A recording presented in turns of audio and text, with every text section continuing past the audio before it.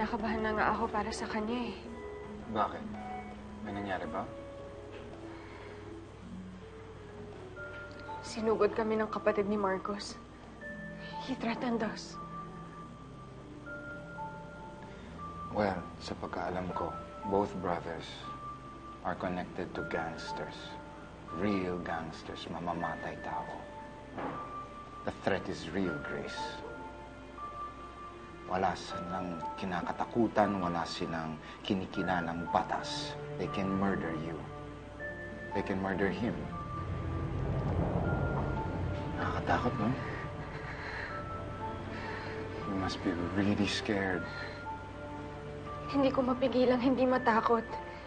Hindi lang para sa akin, kundi pati para kay Edward. That's exactly my point, Grace. These are criminals. Wala kayong laban sa kanila.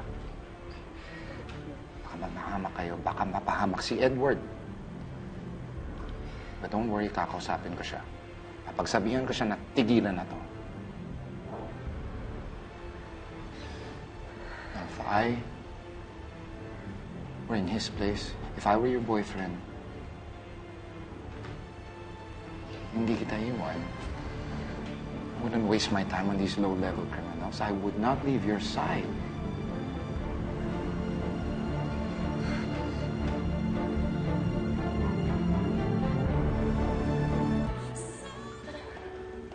Grace, I'm back. Hey. It was Sorry. nothing. Wala ka pala sumagot. Okay. What's wrong? Pwede ba iuwi mo na ako? Masama kasi yung pakiramdam ko eh. All of a sudden? Kuya, ano ba nangyari? Oh, wait lang. Sa tingin mo ba may sinabi siya kay Ate Grace? What are you trying to say, Edward? I'm not saying anything. I'm asking him. Pinag-usapan lang namin yung case. Investigation on Marcos. Edward, Kuya William, Shari, pasensya na. Masama lang talaga yung pakiramdam ko. Are you sure? Okay. Okay,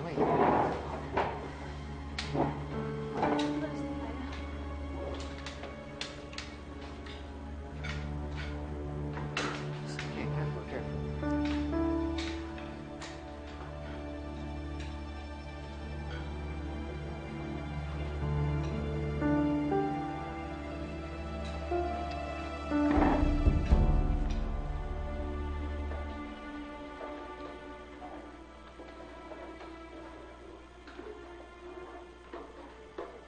Grace, kausapin mo naman ako. I know you're upset over something. Edward, please. Sa bahay na natin pag-usapan to. Grace, I'm sorry if I said anything that upset you. I am sorry. Babe, ba't ka nagsasorry? Eh, wala ka namang ginawa. Natakot si Grace. We talked about Marcos. Baka balikan siya. Dahil ayaw tumigil si Edward sa investigation. What are you trying to say? Do you actually think I put Grace in danger? You have to stop what you're doing. Isipin mo naman yung girlfriend mo. Lagi ko kayang iniisip ang girlfriend ko at nag-usap na kami. Huwag ka na lang makialam. Mistake. Fallible. Edward. That's a mistake. No, that's what you think. Pero ang pinakamalaking pagkakamali na pwede kong gawin ay makinig sa'yo. Think about it. Bakit hanggang ngayon wala pa rin tiwala sa'yo si Papa? Lahat kasi ng ginawa mo sa buhay mo, lahat ng desisyon, mali. Huh? What are you gonna do? Huh?